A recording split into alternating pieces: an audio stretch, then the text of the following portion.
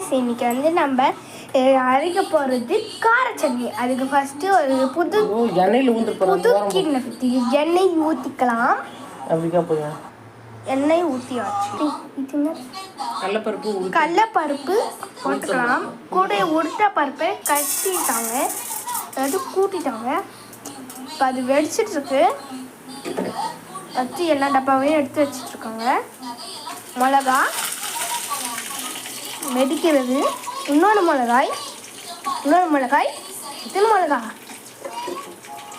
4 5 6 7 8 9 10 மிளகா போட்டிருக்காங்க. இப்போ என்னன்னா மஞ்சத்தூள் இந்த டப்பாவில் போட்டிருக்கோம். போட்டாச்சு. இப்போ வளர்க்கறது நான் தான் வதக்குவேன். புதினா வேற எதுக்குது காய்ச்சி எடுத்து காய்ச்ச மேலே. அடுத்து வெங்காயம் கத்தி வச்சு கலக்கிதான்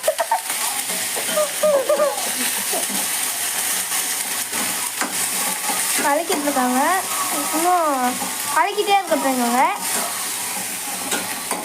எவ்வளோ நேரம் கலக்குறாங்கன்னு பார்க்கலாம்.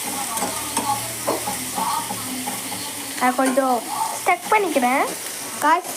இப்போ வந்து ஒரு வாசனையும் வரல, புதினா வாசனை மட்டும் வந்துச்சு. இப்போ தக்காளி போட்டுருந்தாங்க.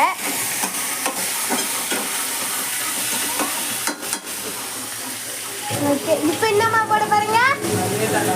அதே தக்காளி தான் தக்காளி. 5 தக்காளி எத்தனை வந்துட்ட தெரியாம பார்த்துக்கோங்க. ஆமாம், 2வது தக்காளி போட்டிருக்காங்க. பார்த்துக்கோங்க எப்படி இருக்கு. 3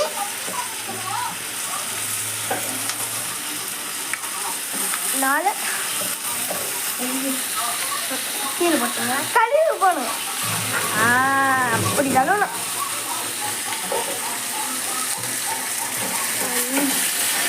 5 மட்டும் திணிக்கலாம்.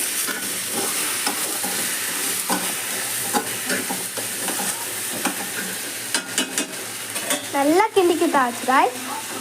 இப்போ பூண்டு போட்டுக்கலாம். பூண்டு ஃபஸ்ட்டு ஊற்றிக்கலாம். அப்படியே போட்டாங்க தரமும்.